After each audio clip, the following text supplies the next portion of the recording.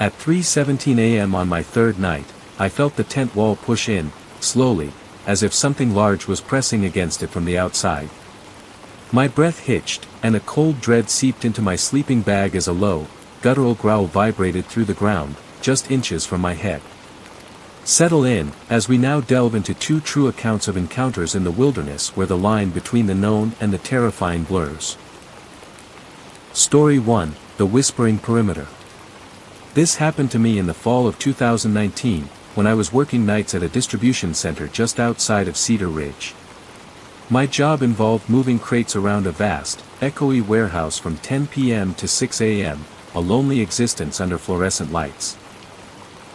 My shifts often left me feeling disconnected from the natural rhythm of the world, constantly adjusting to a reversed schedule.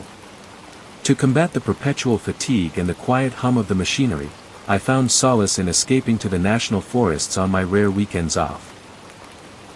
I'd pack my old reliable four-man tent, a beaten-up sleeping bag, and enough dehydrated meals to last me a few days. My preferred destination was the Pine Ridge National Forest, about an hour's drive west along State Route 71, far from any cell service or light pollution. The autumn air in Pine Ridge was always crisp, carrying the scent of pine needles and damp earth, a stark contrast to the stale, recycled air of my workplace. I cherished the profound quiet, the rustling leaves, and the crackle of a small campfire under a sky thick with stars. This particular trip, I'd hiked a bit deeper than usual, seeking absolute solitude.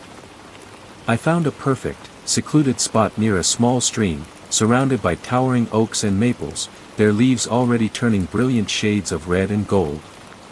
Setting up camp was a familiar, comforting ritual. I spent the first evening by a small, crackling fire, reading an old paperback and enjoying the simple peace. The only sounds were the distant hoot of an owl and the gentle gurgle of the stream. I eventually retired to my tent, feeling completely refreshed and at ease, drifting off to sleep with a rare sense of calm. I don't know what time it was when I first woke. It wasn't a sudden jolt, but a slow, creeping awareness that something was wrong.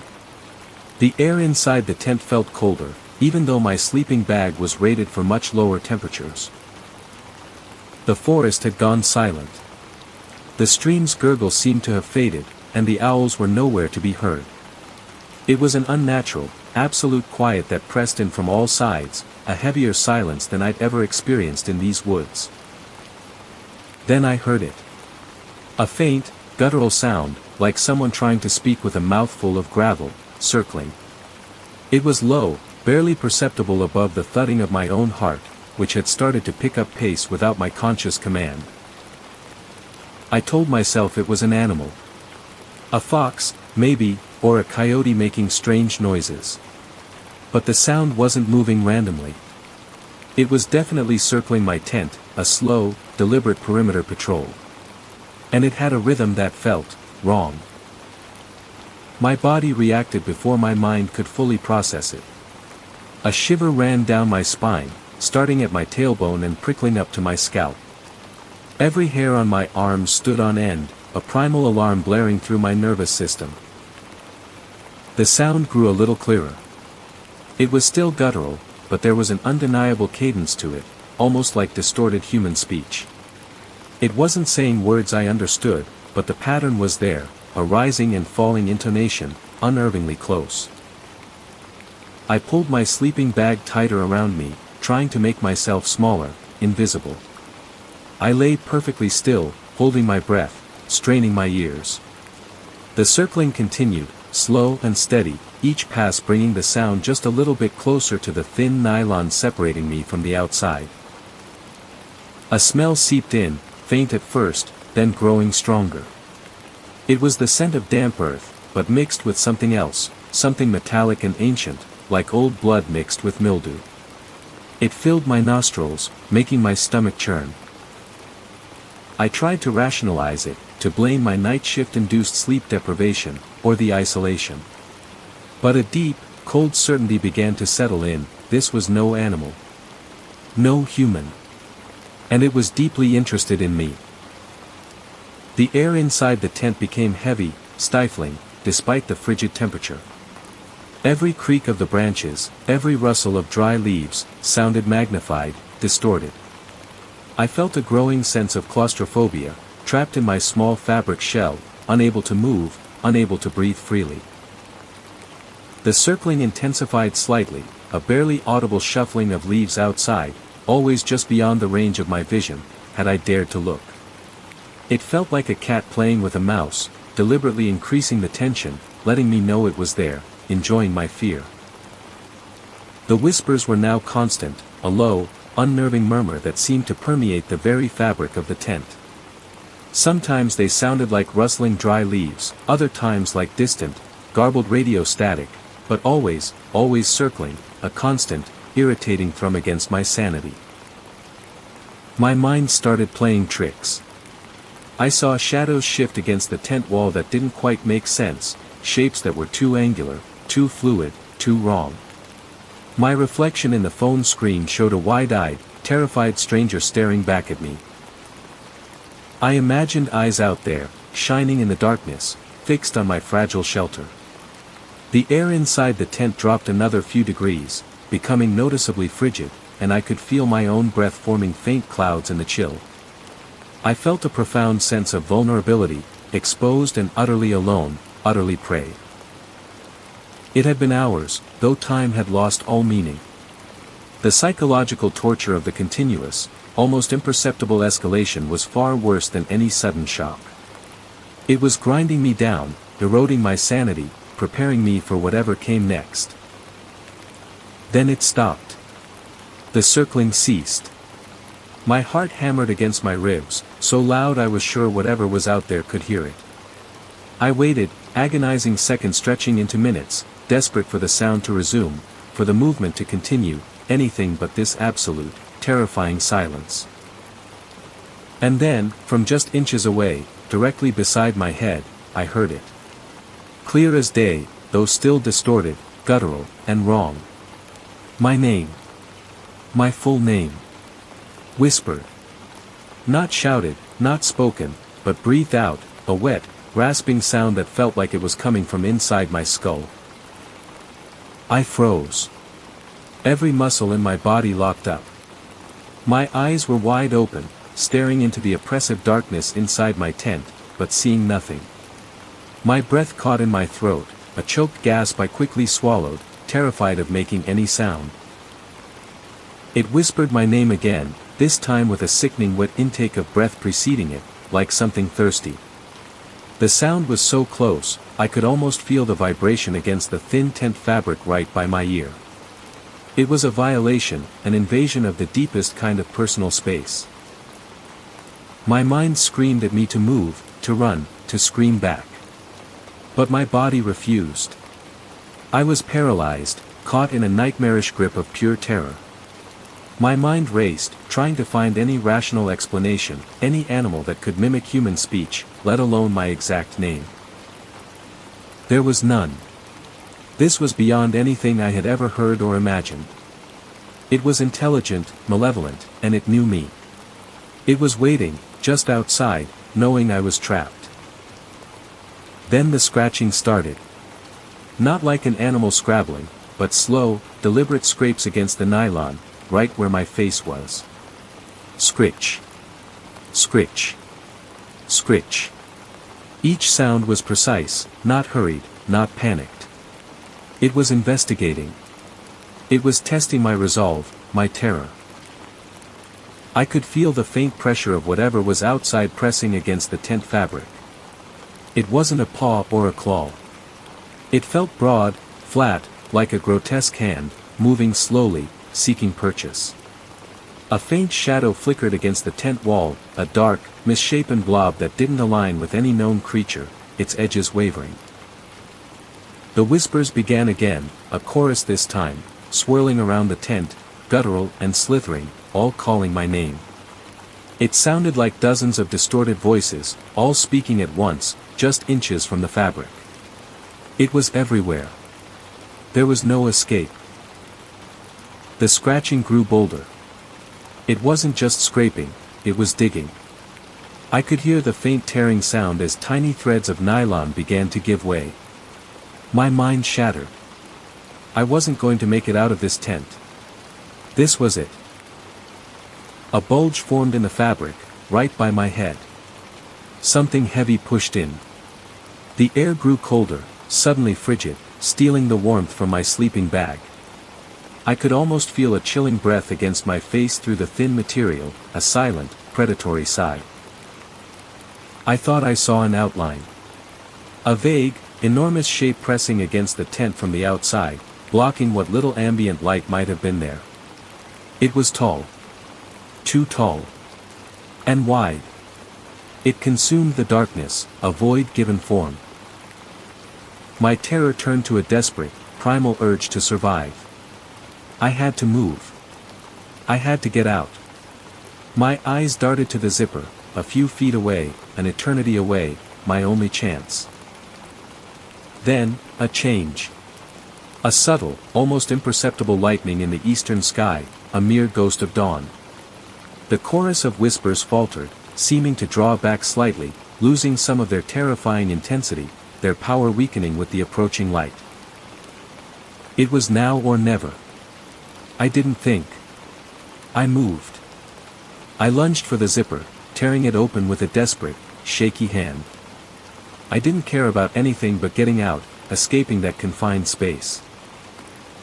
I scrambled out of the tent, a frantic, animalistic burst of energy. I didn't look back. I didn't grab anything. My backpack, my camp stove, my book, all forgotten, left behind in my desperate flight. My feet hammered against the damp earth, slipping on fallen leaves and roots. Branches clawed at my face and arms, but I felt nothing, driven by pure adrenaline. I ran blindly through the trees, following the general direction of where I remembered my car being, praying I was right. I ran until my lungs burned, until my legs ached with every stride. The faint light of dawn spread slowly, pushing back the oppressive shadows. I finally stumbled onto the dirt access road, gasping for air, and saw my beat-up sedan in the distance, a beacon of escape and normalcy. I fumbled for my car keys, my hand shaking uncontrollably as I reached into my pocket. My pocket. It was empty. Completely empty. My car keys, which I always kept in my front right pocket, were gone. Vanished, as if plucked away. Panic flared anew, colder and more rational this time. Had they fallen out during my escape? Had I dropped them in the tent? I couldn't go back. I couldn't. I stood there, trembling, frantically searching every other pocket, every fold of my jacket, but there was nothing. Nothing. They were simply gone. Just as I started to feel the despair, my gaze fell to the ground. A small, rusty key lay half buried in the dirt, right beside my tire. It was old, intricate, clearly not my car key, but I snatched it up without thinking. It was then I noticed the passenger door was ajar. Just slightly. I hadn't locked it in my haste, but it certainly hadn't been open when I started running.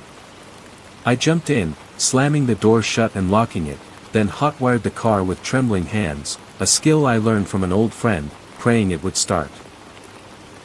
The engine sputtered, then roared to life. I threw it into reverse, gravel spitting, and sped out of that forest, not daring to look in my rearview mirror. I drove for hours, not stopping until I was well past Cedar Ridge, the rusty key clutched tight in my palm. A week later, I was still reeling from the experience, trying to convince myself it was all a stress-induced hallucination. My car keys never turned up. I'd replaced the ignition system and the locks, but the memory, and the rusty key, remained, a constant, chilling reminder. I was in my own backyard, trying to find some semblance of normal by raking fallen leaves, when I noticed something glinting on the largest oak tree, the ancient one that stood sentinel at the very back of my property. It was unusual enough to catch my eye, an unnatural sparkle amidst the dull bark. I walked closer, a knot of dread tightening in my stomach. There, hammered deep into the thick bark, almost swallowed by the wood, was a key. Not just any key. It was the exact rusty key I had found by my car tire that horrifying morning. It was exactly the same, unmistakable, and impossible return. It hadn't just followed me home. It had left me a message. A horrifying calling card, embedded in my own property, in the tree I saw every day from my kitchen window. I never found my original car keys. I never went camping again. And now, sometimes, late at night, when the house is silent, and I'm lying in bed, I think I can hear it. A faint, guttural whisper, carried on the autumn wind, just outside my window, circling. It's still here. And if you ever find a key where it shouldn't be, remember, some locks are better left untouched. Story 2, The Silent Figure by the Fire. This happened to me in the fall of 2019, when I was working nights at the Megamart in Oak Haven. My shift ran from 10 p.m. to 6 a.m., and most of my days were spent sleeping, preparing for work, or unwinding from the eerie quiet of the deserted aisles. My closest friends, Mike, Sarah, and Jen, were my lifeline to the sunlit world. We'd known each other since high school, a tight-knit quartet who loved escaping the monotony of our small town whenever we could. That particular October, we planned a weekend camping trip to Lake Blackwood, a secluded spot about an hour's drive down Old Highway 17. Lake Blackwood wasn't some bustling tourist destination. It was known for its deep, still water and dense surrounding forest, popular only with serious anglers and those looking to truly unplug.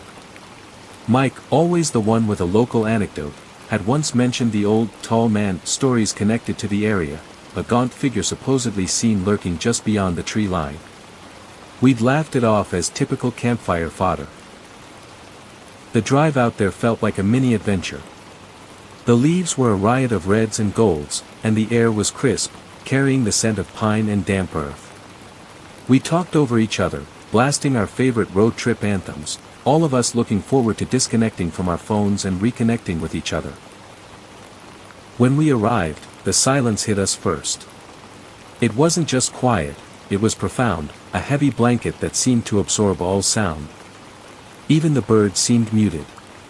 We picked a spot by the lake, nestled amongst some ancient oak trees, and quickly set up our 4 tents in a rough semicircle around a designated fire pit. As dusk settled, Mike expertly got a fire roaring, its cheerful crackle momentarily dispelling the unusual quiet. We roasted hot dogs, told old stories, and debated the existence of aliens, the laughter feeling a little too loud in the enveloping stillness. There was a distinct chill in the air, sharper than usual for early October, a cold that seemed to seep into your bones even near the fire. I remember noticing the strange quiet again. The usual symphony of crickets, frogs, and rustling leaves was absent, replaced by a deep, unwavering silence that pressed in from the dark woods. It was easy to dismiss, of course, maybe the local wildlife had just decided to take a night off. Later, as we were sharing s'mores, I thought I caught a flicker of movement just beyond the firelight, where the trees began to thicken. It was gone before I could properly focus, a shadow among shadows. Just a deer, I muttered to myself, rubbing my eyes, attributing it to fatigue from my night shifts. Sarah, ever practical, pointed out that the logs seemed to be burning down much faster than they should, producing more smoke than flame. It's almost like the fire's struggling to stay alive, she observed, poking it with a stick. We just shrugged, piled on more wood, and continued our conversation. But the feeling of being watched started to creep in, subtle at first, then growing into an unsettling certainty. It was the kind of prickle on the back of your neck that makes your body react before your mind understands why. I kept glancing into the darkness, but there was never anything there, just the impenetrable wall of trees. Mike, sensing the shift in atmosphere, started teasing, maybe the tall man is getting curious about our s'mores. We all forced a chuckle, but the joke fell flat. The laughter didn't reach our eyes, it felt hollow, absorbed by the oppressive quiet of the woods. Eventually, we decided to turn in, the fire having dwindled to a smoldering pile of embers. As I zipped up my tent, the silence outside felt heavier, colder.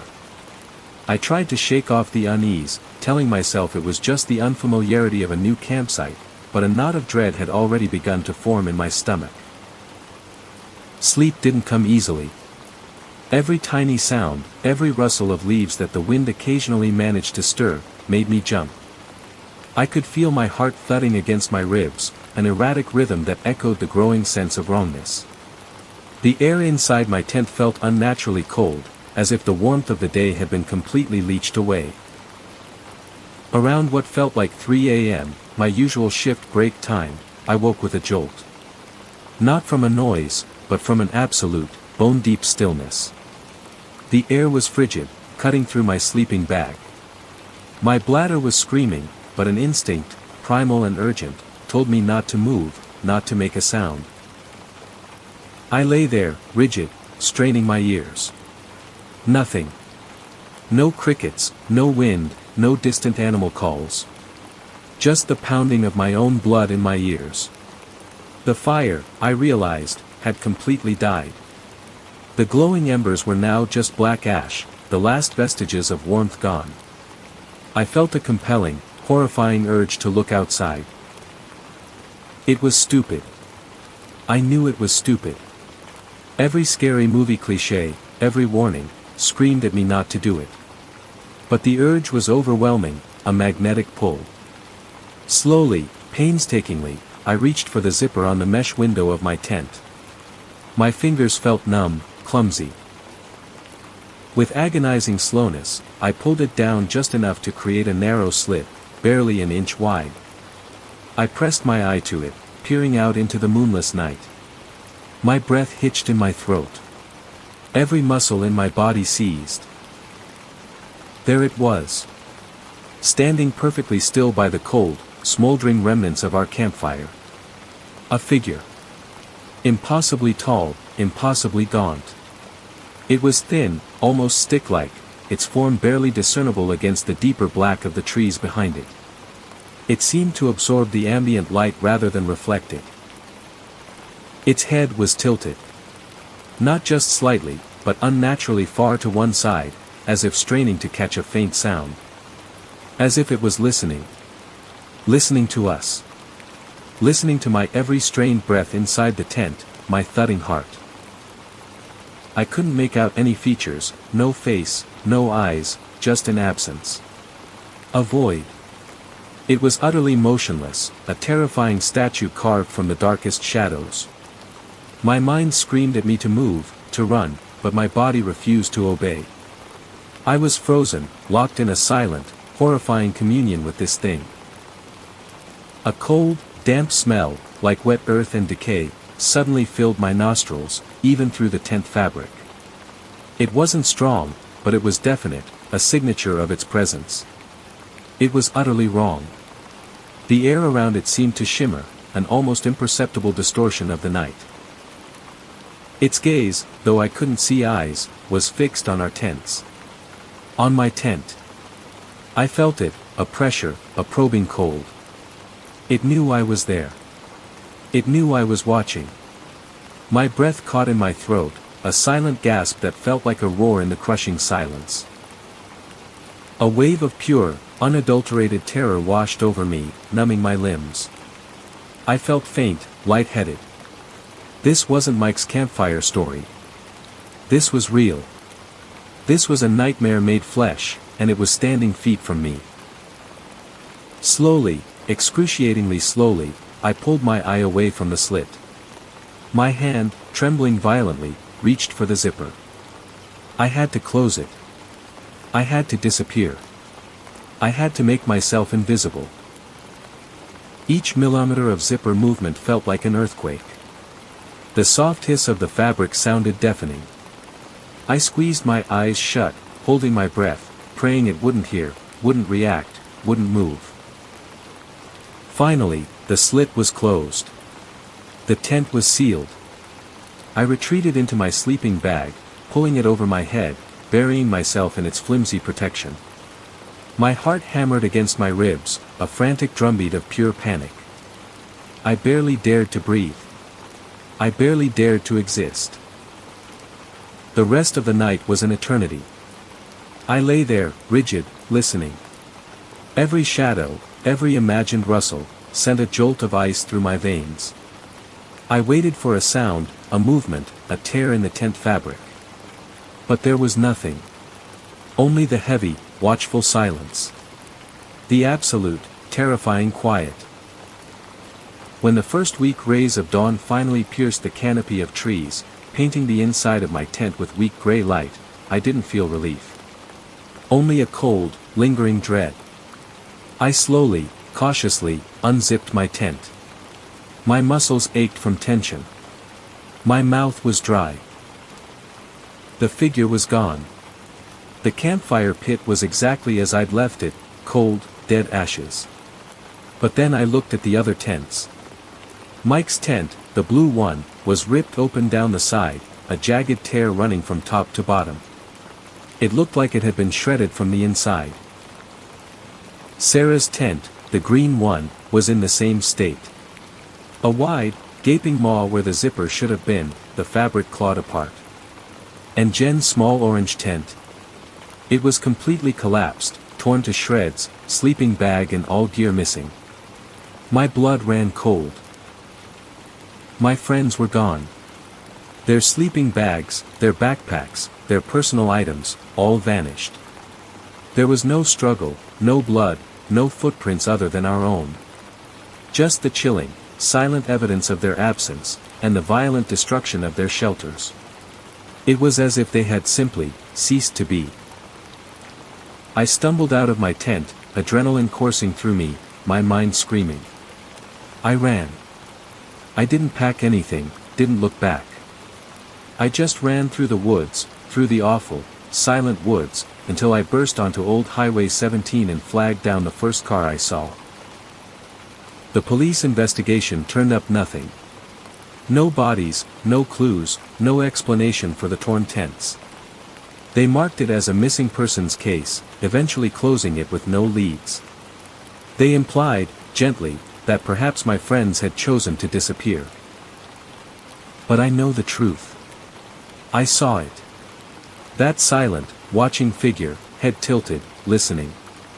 It wasn't just folklore. It was real. And it took them. Now, every time I'm alone in the dark, every time the silence feels too deep, I wonder if it's still listening. And if it's just beyond the edges of my sight, waiting. If you ever find yourself camping by a secluded lake, and the woods go unnaturally quiet, remember the cold. Remember the silence. And whatever you do, don't look out your tent.